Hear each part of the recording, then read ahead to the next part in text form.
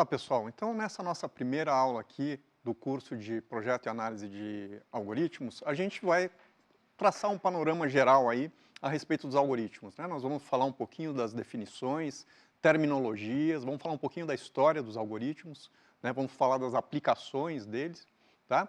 E vamos também ter a oportunidade, né, de já ter um primeiro contato com o algoritmo, né? A gente vai analisar um algoritmo bastante simples, né, mas a gente já vai ter a oportunidade aí de discutir, né, algumas questões que são bastante importantes quando a gente está falando de análise de algoritmos, né? Mais especificamente, a gente vai falar de tempo de execução de um algoritmo e vamos falar da questão da corretude de um algoritmo, tá ok? Então vamos lá.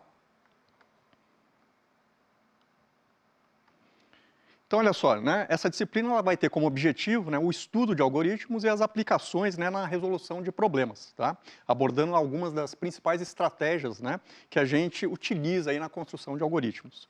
A gente vai ver, né, que o estudo dos algoritmos ele visa, né, a gente realizar a análise do comportamento desses algoritmos, né, da complexidade, do desempenho, tá? Além da gente poder, através dessa análise, verificar quais são os problemas que cada estratégia é mais pertinente de ser aplicada, tá? Bom, mas vamos falar um pouquinho, né, o que são algoritmos, né? Então, falando um pouquinho aqui da história dos algoritmos, né? Então, na verdade, né, algoritmos não é algo novo, né? É algo que, né, os cientistas e estudiosos já vêm se debruçando, né, desde a antiguidade, né? Se a gente pegar, por exemplo, a Grécia Antiga, a gente já tem, por exemplo, o algoritmo de Euclides, que a gente conhece, que é do máximo divisor comum, que é utilizado hoje em dia, mas já é um algoritmo conhecido daquela época, né? Mas falando um pouquinho aí da história e como que isso chegou até o Ocidente, né?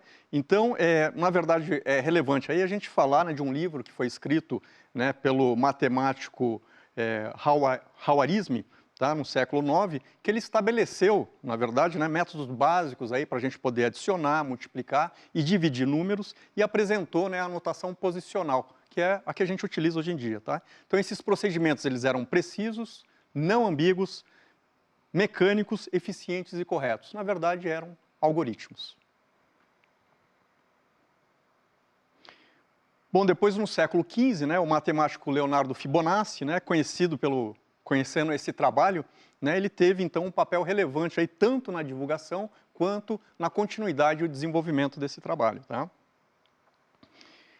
Né, e o estudo continua, né, que nem eu disse para vocês, ele vai desde aquela época, mas como a gente vai ver, inclusive, durante esse curso aqui, né, existem questões em aberto até os dias atuais, né, que ainda são objetos de estudos aí de cientistas na área, né, do desenvolvimento e análise de algoritmos. Bom, aqui para a gente dar algumas definições iniciais, né, do que vem a ser um algoritmo, né? Então a gente pode dizer aí que um algoritmo é qualquer procedimento computacional bem definido, né, que toma um conjunto de valores de entrada e produz, né, um valor ou um conjunto de valores de saída. Essa seria uma possível definição. Né? Uma outra definição seria, né, uma ferramenta para resolver um problema computacional bem especificado. Uma outra definição possível seria, uma sequência definida de passos, descritos de forma não ambígua, que resolvem um problema corretamente. Daqui a pouco a gente vai falar o que é resolver um problema corretamente quando a gente for falar de corretude, tá? Uma outra definição, né, seria um conjunto de procedimentos precisos, não ambíguos, mecânicos, eficientes e corretos. Tá? Então, aqui estão algumas definições possíveis aí, né, de o que seria um algoritmo. Bom, então, quando a gente está analisando um algoritmo, né, normalmente o que a gente vai estar interessado, né? O que a gente quer responder, quais perguntas a gente quer responder quando a gente está fazendo análise de um algoritmo, tá? Então, uma pergunta que vem, né, que eu acabei de comentar com vocês, né, esse algoritmo ele é correto, né? E o que significa dizer que um algoritmo é correto, né? Então, um algoritmo ele é correto se ele devolve uma resposta correta para qualquer entrada, né, qualquer instância de entrada válida para esse algoritmo, tá? Uma outra questão que se coloca aí, né, quanto tempo, né, o algoritmo leva para executar uma determinada tarefa, tá? Ou seja, o tempo de execução desse algoritmo, né? E se esse algoritmo é um algoritmo eficiente para executar uma determinada tarefa, né? A gente vê que essas últimas duas perguntas elas estão relacionadas, né? Porque se um algoritmo consegue executar uma tarefa, né, num tempo aceitável, né, a gente pode considerar ele como sendo um algoritmo eficiente. Inclusive, se eu tiver dois algoritmos que executam a mesma tarefa, né, através da análise do tempo de execução, eu consigo comparar eles em termos de eficiência. Tá? Bom, mas de uma forma geral, para a gente responder a essas questões, não é algo simples nem direto, né? Inclusive vai ser objeto do estudo, né, ao longo de todo esse curso aqui. Tá ok? Bom, falando agora aqui de algumas aplicações, né, qual é a motivação para a gente estar utilizando algoritmos, né?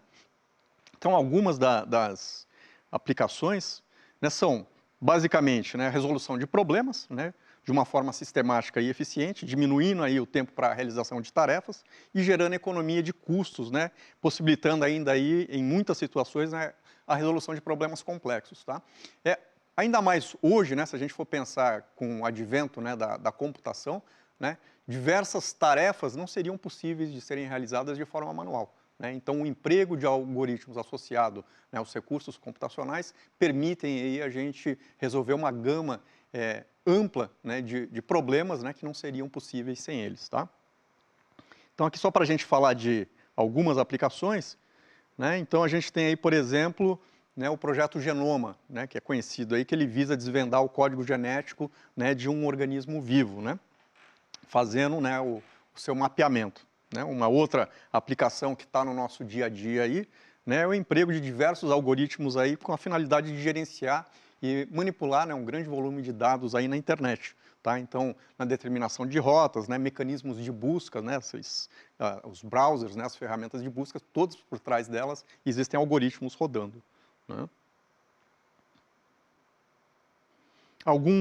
Mais alguns exemplos, né, se a gente for pensar em termos de comércio eletrônico, né, hoje, né, as transações eletrônicas aí, né, envolvem, né, algoritmos de segurança, né, privacidade, né, e para efetivar as negociações. E daí a gente está falando de criptografia, de chave pública e de assinaturas digitais. Tá?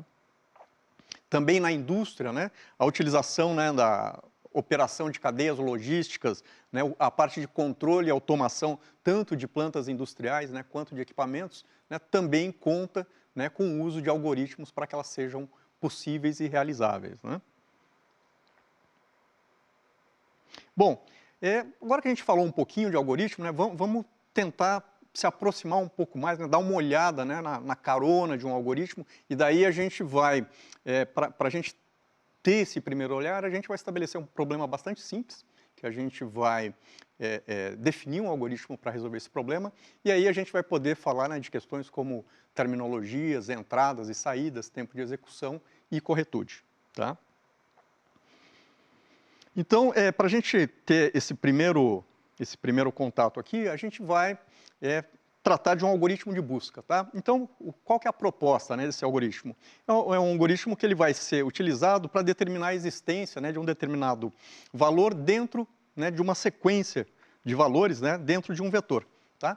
E caso esse valor exista, né, ele tem que retornar para mim qual que é a posição que esse valor se encontra dentro desse vetor. Tá? Então, aqui a gente percebe, né, que está sendo aqui simbolizado como se fosse, né, esse vetor. Então, por exemplo, eu poderia perguntar, né, a minha entrada seria, olha, existe o valor 5 em alguma posição desse vetor? Né, se a gente olhar aqui, de fato, o valor 5 está aqui, né, e ele está lá na posição 3. Né?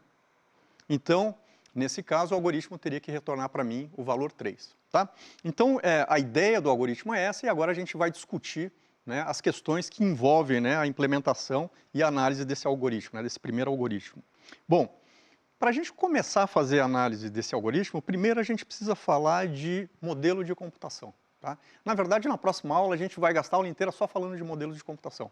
Mas, basicamente, né, quando eu estou analisando um determinado algoritmo, né, eu preciso estabelecer quais parâmetros para mim vão ser relevantes, o que eu vou levar em consideração para essa análise e o que não é relevante para mim. Isso tem a ver com a escolha do modelo de computação que eu vou utilizar. Tá, no nosso caso aqui, a gente vai considerar um modelo computacional bastante simples, tá, que realiza passos básicos sobre números pequenos, né, ou seja, números que eu consigo representar em 32 bits. Tá? A gente vai considerar ainda que esse modelo ele possui um único processador, Isso quer dizer o quê? Eu não tenho operações em paralelo, né? Todas as operações são sequenciais, e ele realiza operações básicas, né? Tais como operações aritméticas, relacionais, lógicas, de atribuição e de controle de fluxo. E também eu vou considerar que o tempo que eu gasto em cada uma dessas operações básicas, ele é constante, tá? Independente se eu fiz uma soma, né, se eu estou fazendo uma operação de comparação, eu vou ter sempre um tempo fixo, né? E eu vou chamar esse tempo de TB.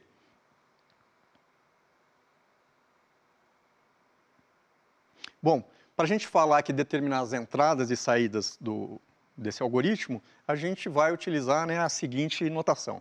Tá? Então, lembra, o nosso algoritmo de busca ele vai receber então um vetor, né? Então ele é uma sequência, né, um vetor de comprimento n, né? E eu vou fornecer um valor de entrada que eu quero que ele diga para mim se aquele valor está dentro daquela sequência, daquele vetor que foi fornecido. Tá?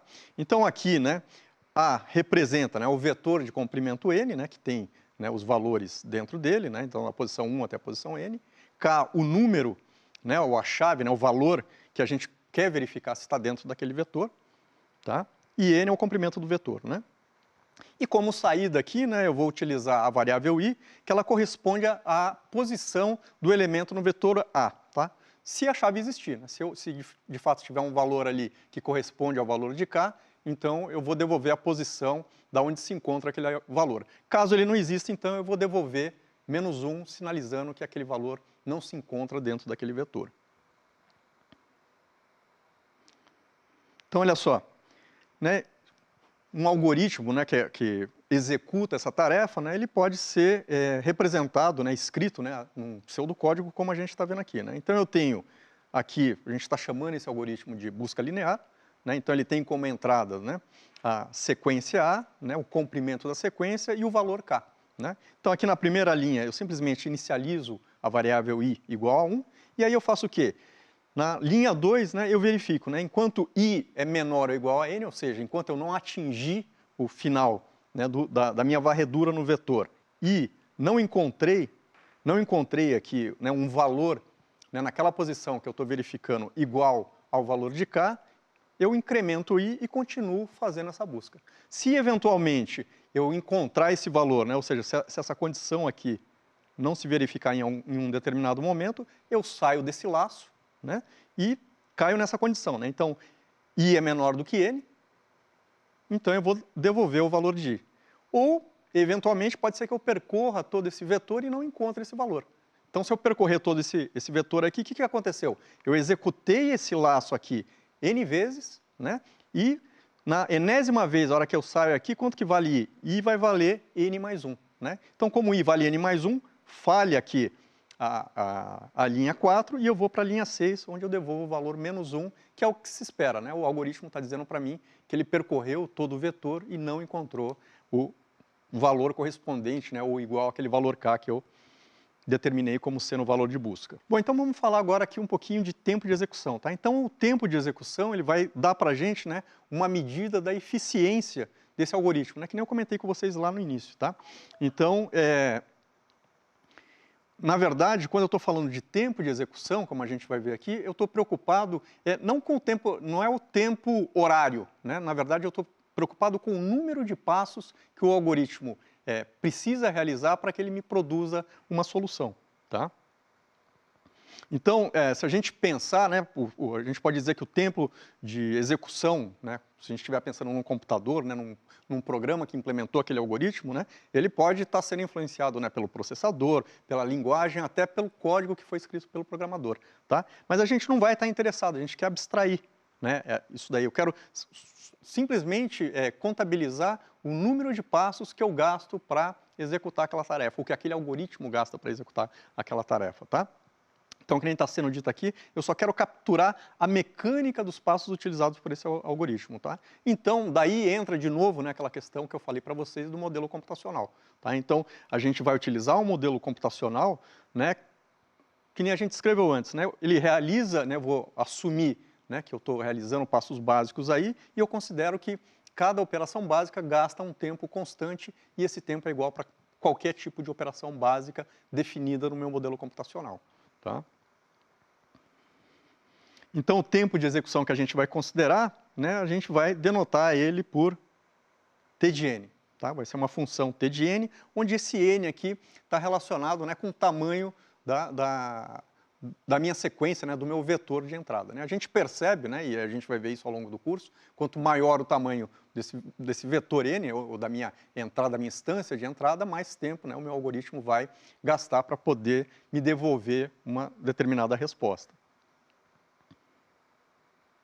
Então, olha só. Então, aqui, né, nessa tabelinha, a gente tem a reprodução exatamente daquele algoritmo que a gente acabou de ver, e aqui os tempos, né, que ele estaria gastando em cada passo. Né? Então, a gente percebe aqui na primeira linha, né, que eu tenho simplesmente uma atribuição. Né? Então, eu estou atribuindo o valor 1 para i. E aqui a gente percebe que tem duas colunas. Né? Aqui a gente tem duas colunas. Uma coluna aqui está representando a situação onde existe, né, de fato, né, um valor que corresponde àquela chave que eu forneci na entrada. Né? Então, o que vai acontecer? Eu vou percorrer o vetor e, num determinado momento, eu encontro a chave. Né? E, na outra situação, a gente está imaginando aqui que não existe aquele valor dentro do vetor. Então, eu vou percorrer o vetor inteiro e vou retornar menos 1 no final. Tá? Então, a gente está vislumbrando essas duas situações. Então, a gente percebe aqui, por exemplo, a linha 2, né, quantos passos eu vou gastar, né, para executar ela. A gente percebe aqui que a gente tem uma comparação, né? Aqui a gente tem uma operação booleana de E, eu tenho um acesso ao vetor, aí eu preciso pegar o valor que está naquela posição do vetor e preciso fazer uma comparação aqui com K. Né? Então eu tenho 5 operações básicas aqui, né? Então por isso que a gente tem esses 5 TB. E quantas vezes eu vou fazer isso? Imaginando, por exemplo, que o valor, né, que eu vou encontrar está exatamente, né, na posição PK, então eu vou fazer o quê? 5 TB vezes o número de execuções que eu vou ter até eu encontrar aquele elemento. Né? Então, seria 5 TB vezes PK. No caso aqui de eu não encontrar esse elemento, o que vai acontecer? Eu vou executar essa linha N vezes, né? Porque eu vou ter que percorrer todo o vetor, e ao final eu ainda vou ter mais uma operação aqui, porque eu vou chegar, né, à conclusão que, né, é maior do que N, então por isso que está aparecendo esse TB aqui para a gente. Tá? Depois aqui, essa linha aqui, toda vez que ela é executada, né, eu gasto tempo, eu tenho uma operação de soma e uma atribuição, então 2TB, né, ela vai ser executada PK menos uma vez nesse caso e TB vezes N vezes nesse caso. Tá? A linha 4, né, nos dois casos, ela é executada, né, uma única vez aqui, né, eu tenho uma comparação. Tá? E no caso de eu ter encontrado um valor, né, existia um valor dentro do meu vetor, então essa linha também vai ser executada, está sendo representada aqui. Né? No caso de não existir, né, eu vou executar a linha 6, então aparece essa anotação aqui. Bom, se a gente somar todas essas linhas, todos esses valores aqui, a gente chega nesses valores aqui para os dois casos. Tá? Bom, o que a gente observa aqui? Tá? Que no melhor caso, qual que seria o melhor caso? O melhor caso é, existe um valor e ele está exatamente na primeira posição. Se a gente substituir na fórmula, a gente vai ver que nesse caso o tempo mínimo seria 8 TB. E no pior caso, o que é? Quando não existe valor nenhum, eu vou ser obrigado a percorrer todo o vetor para descobrir que não existe nenhum valor. E aí o meu tempo de execução, né, que seria o tempo máximo de execução, seria 7 TB N mais TB. Tá? A gente vai ver nas próximas aulas, quando a gente for falar de notação assintótica, que a gente normalmente não vai estar fazendo esse tipo de cálculo no dia a dia, quando eu estou interessado no tempo de execução de um algoritmo. A gente vai lançar mão da notação assintótica, que é o comportamento, né, desse tempo quando n é um valor muito grande. Tá? Mas isso é uma conversa para daqui a algumas aulas. Aqui a ideia era dar para vocês, né, esse sentimento aí de tempo de execução. Bom, e como a gente faz para saber se esse algoritmo está correto? Bom, então, como eu falei para vocês, um algoritmo está correto, né, se ele produzir uma resposta correta para qualquer entrada. Tá? E ele não está correto se existir pelo menos uma entrada válida para a qual ele não produz uma resposta correta. Tá? Então, a prova de que um algoritmo é correto, normalmente é realizada por um processo similar à indução matemática. Tá? A gente vai ter uma aula que a gente vai falar só de indução, tá? Que é só para a gente pegar um gancho quando a gente for falar de indução lá na frente. Tá? Mas, normalmente, a gente vai utilizar o quê? O conceito de invariante de laço. Né? Então, normalmente, um algoritmo iterativo, que nem o que a gente acabou de ver, mesmo ele sendo bastante simples, ele possui laços. E aí eu posso utilizar invariantes de laço, que, na verdade, é uma afirmação a respeito daquele laço, né, que me ajuda a provar que aquele algoritmo está correto. Então, vamos dar uma olhadinha como que é isso. Então, olha só. a invariante, né, é uma afirmação sobre aquele laço e eu tenho 3 passos para mim provar a corretude através da invariante, né? Então eu tenho um passo de inicialização, então essa afirmação ela tem que ser verdadeira antes da primeira iteração do laço. Depois a manutenção, ela tem que continuar verdadeira antes dado que eu executei uma vez esse laço, ela tem que ser válida antes da próxima iteração desse laço, tá? E por fim o término, né? Quando o laço termina, e aí está a parte mais importante, né? Porque daí a invariante ela vai fornecer alguma propriedade que vai ser útil para a gente mostrar a corretude desse algoritmo. Então vamos dar uma olhadinha no nosso caso lá da busca linear, tá? Então uma invariante de laço para busca linear seria, antes da tésima iteração começar, né, i é igual a t, e o vetor a1 até i menos 1, tá, não contém um elemento com a chave k. Então vamos analisar lá, né? Então, para provar que a afirmação é verdadeira, utilizando o processo que a gente acabou de falar, né? A indução aqui, a inicialização a gente depois vai ver corresponde ao caso base da indução, tá? Então, o caso base, t igual a 1, né? Então a gente está lá no início. Então, nessa situação aqui, a gente ainda não fez nenhuma iteração, né? E se a gente lê aqui a nossa invariante de laço, ela está afirmando que, né, não existe, né, nenhuma chave no vetor de 1 até i menos 1. Mas quem que é esse vetor? É de 1 até 0, nosso vetor começa em 1. Então, esse é o vetor vazio. Então, de fato, né, a invariante de laço está correta para essa afirmação, né, nesse ponto. Agora a gente precisa mostrar a manutenção, tá? Então, agora para t maior ou igual a 1, a gente tem que mostrar que a afirmação continua válida para t mais 1. Né? Então, supõe agora que no 10º passo a gente já executou ele e agora eu estou para executar, né, o t mais 1. Tá? Então, a gente tem que até o 10º passo eu não tinha encontrado a chave. Tá? Então, logo, né, ao final dessa iteração, a gente tem que o vetor, né, a de 1 até t não contém um elemento com a chave k. Né? Então, isso é verdade. Então, antes do início da iteração t mais 1, a afirmação continua válida. Tá? Então, a afirmação é válida para qualquer t maior ou igual a 1. E por fim, e aqui a parte mais importante, né, o término é que vai dar a informação que a gente precisa, né, para verificar a corretude do algoritmo. Então, no término, o que é? Eu terminei de executar o laço, né, eu saí fora do laço. Então, se o laço terminou e i é maior do que n, isso quer dizer o quê? Que o laço executou n vezes. Tá? E a próxima iteração seria, né, a iteração t, onde i é igual a n mais 1, e a invariante de laço está dizendo o quê para mim? Está dizendo que no vetor de 1 até n não existe a chave, e de fato não existia mesmo. Né? Então, isso quer dizer o quê? Que eu percorri todo o vetor e não encontrei a chave. Tá? Então, o teste da linha 4 vai falhar nesse caso e o algoritmo vai devolver menos 1, como era de se esperar. Então, a única possibilidade, né, do laço terminar sem i ser maior do que n é se existir um elemento, né, onde eu, de fato, encontrei a chave. E aí, nesse caso, né, i é menor ou igual a n e o algoritmo, então, executa a linha 4 e devolve a posição correspondente para mim. Tá ok? Bom, pessoal, era isso que eu queria contar para vocês na aula de hoje, tá? Assim, dessa primeira visão, né, a respeito de algoritmos, tempo de execução e corretude. A gente vai falar bastante, muito disso ao longo de todo o curso. Então, até a próxima aula.